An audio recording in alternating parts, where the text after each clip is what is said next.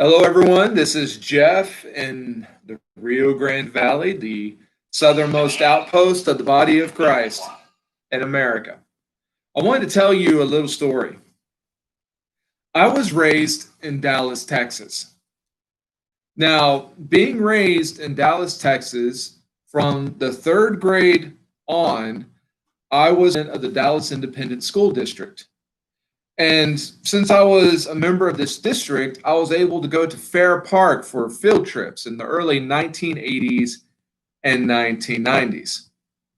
Fair Park is noted for being the site of the annual State Fair of Texas. However, it is also the home of numerous museums, cultural exhibits, art museums, an aquarium, a discovery garden, and a concert hall. Fair Park was a wonder-filled area for this young man, filled with other things to climb on and just wonderful exhibits and always something to do. Now, I have not been back to Fair Park to see all the exhibits since I was a child, but there used to be a building called the Science Place. Now, the Science Place was awesome.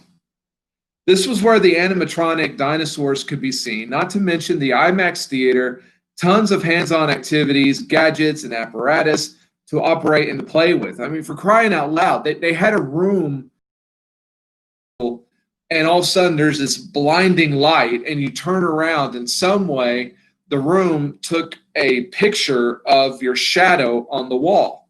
The place was awesome. Now, when I was in elementary school, I remember going to the Science Place one year. Of all the exhibits and activities I experienced, one has remained with me since then. Along the wall was a black box the size of a good-sized travel trunk. Despite its size, there was just a single opening in the front of the box. If you looked inside, you would see light shining onto a medium-sized spring. Are you impressed?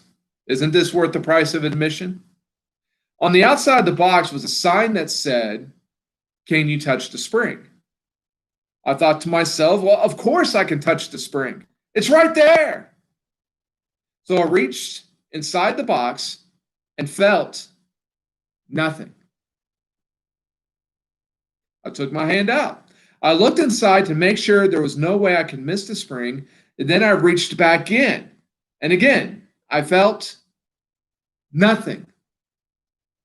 The hole in the box was big enough so you could see your hand as you reached for the spring. So now I gave the exercise my full attention as I reached inside the hole. I watched my hand approach the spring, and as it approached the spring, I watched my hand as it went through the spring. That is correct.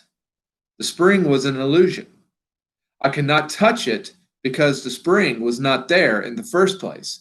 It was a trick of light and reflection. Nothing more. That was my first experience with illusion. Why did the illusion of the spring work? Well, it worked because it appeared solid. The spring appeared to have a substance. However, appearances were deceiving because there was no substance to the spring, and little Jeffrey was there grasping at air.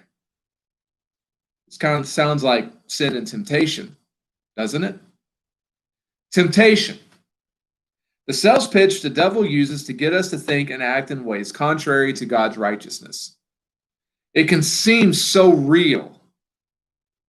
We say things like, "I was born this way.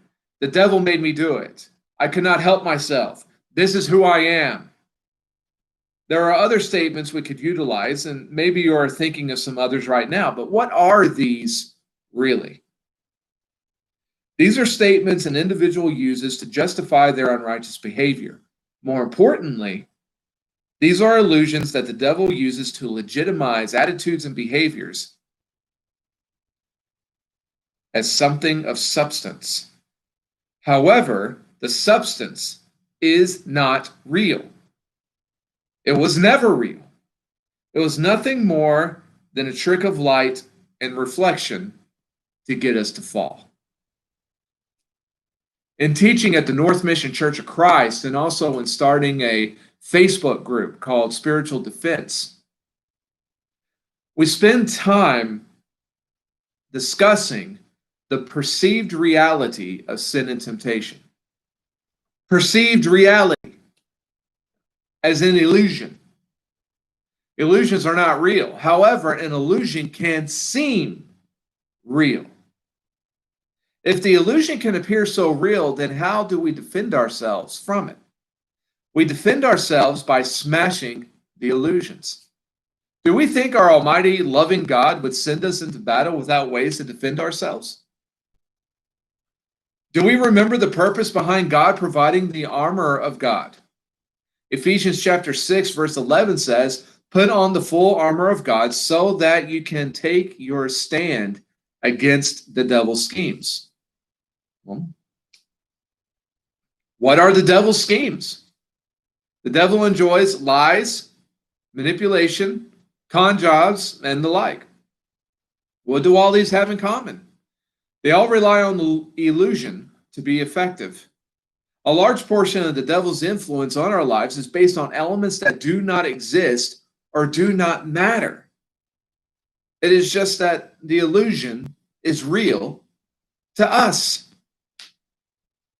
If you believe that this is true, then let us break free of the illusions together. This group that you're in and these studies that we have are going to be geared towards ways in which we can break through and smash the illusions of our lives. Every session, we're going to focus on the methods of Satan so that we may be forewarned of the dangers he presents to us. Also, we're going to discuss ways God enables us to smash the illusions around us. The truth is, God also wants us to be free of these illusions.